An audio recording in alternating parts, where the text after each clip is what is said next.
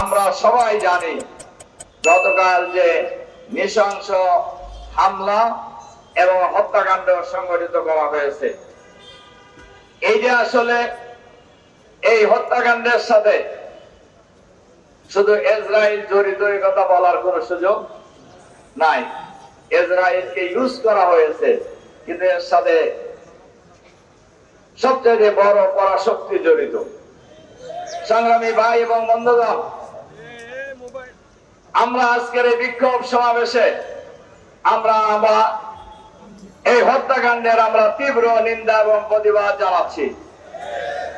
এর সাথে সাথে সারা মুসলিম বিশ্বে যে অশান্ত পরিবেশ তৈরি হচ্ছে, এর জন্য আমরা উদ্বিগ্নতা প্রকাশ করছি। এইভাবে যদি পাল্টা হামলা চলতে থাকে, তাহলে মুসলিম বিশ্বের শান্তি বিনষ্ট হবে। কাজেই আমরা এ ব্যাপারে সংশ্লিষ্ট কর্তৃপক্ষকে, বিশেষ করে ইরানে হামলাকারী আয়াতুল্লাহ খামেনি কে হত্যাকারীদেরকে অবিলম্বে এই হত্যাকাণ্ড বন্ধ করতে হবে। আর এই ক্ষেত্রে জাতিসংঘকে কার্যকর ভূমিকা পালন করতে হবে। মুসলিম বিশ্বকে ঐক্যবদ্ধ হতে হবে। এর সাথে সাথে আরেকটি কথা বলেই আমার কথা শেষ করব। আপনারা শুনেছেন এবং আপনারা সোশ্যাল মিডিয়ায় দেখতেও পেয়েছেন, গতকাল বাংলাদেশের চুয়াডাঙ্গা জীবননগর উপজেলায় একটি ঘটনা সংঘটিত হয়েছে। দুই ভাই বাজার করতে এসেছিলেন। এটাও আপনারা জানেন, চুয়াডাঙ্গা জেলায় দুইটি নির্বাচনী এলাকা, অর্থাৎ দুইজন সংসদ সদস্য। এই দুইজন সংসদ সদস্যই জামাত থেকে নির্বাচিত হয়েছেন। এই কারণেই কারোর গায়ে আগুন ধরে গেছে, গোটা বাংলাদেশ নিয়ে গেছে, তাতেও তাদের তৃপ্তি হয় নাই।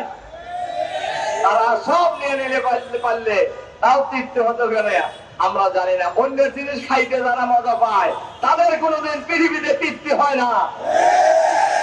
সেখানে দুইজন ভাই, আপন দুই ভাই, বাজার করার জন্য গ্রাম থেকে শহরে এসেছিলেন।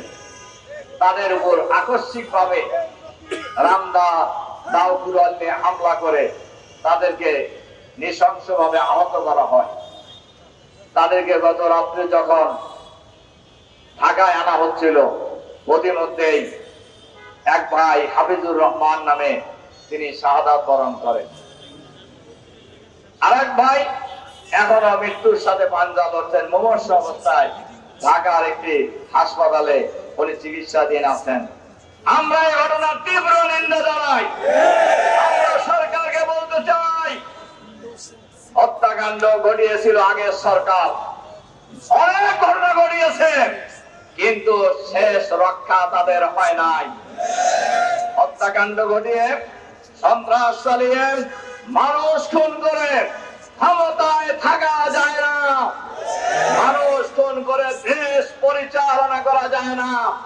সাময়িক হয়তো তৃপ্তি লাভ করতে পারবেন, কিন্তু ক্ষমতায় বেশি দিন থাকতে পারবেন না।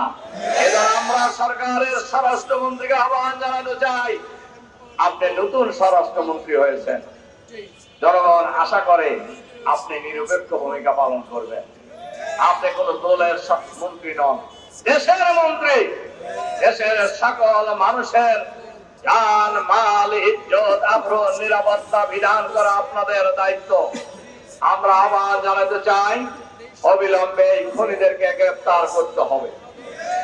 এই খুনিদের নামে সুনির্দিষ্ট মামলা হয়েছে, কিন্তু আমরা লক্ষ্য করছি এখন পর্যন্ত একজন লোককেও গ্রেফতার করা হয় নাই। দিনে দুপুরে হাজার হাজার মানুষের সামনে হত্যাকাণ্ড সংঘটিত হয়েছে। আমরা সরকারের কাছে আহ্বান জানাতে চাই, অবিলম্বে শহীদ হাফিজুর রহমানের হত্যাকাণ্ডের সাথে যারা জড়িত, এই খুনিদেরকে গ্রেফতার করতে হবে। তাদেরকে দৃষ্টান্তমূলক শাস্তির ব্যবস্থা করতে হবে। দেশের সন্ত্রাসী কর্মকাণ্ড বন্ধ করতে হবে, চাঁদাবাজি বন্ধ করতে হবে, দুর্বৃত্তায়ন বন্ধ করতে হবে, দেশের মানুষকে শান্তি দিতে হবে। সরকারের বিরুদ্ধে বাংলাদেশের মানুষ বাংলাদেশের মানুষ যেভাবে ঐক্যবদ্ধ প্রতিরোধ করে তুলেছিল,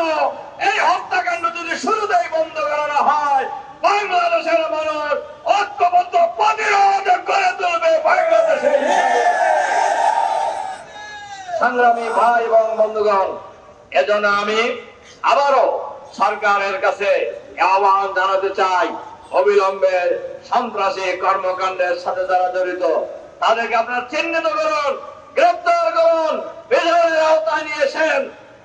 বাংলাদেশকে একটি শান্তির বাংলাদেশ হিসাবে প্রতিষ্ঠা করার চেষ্টা করুন, আমরা আপনাদেরকে সহযোগিতা করব।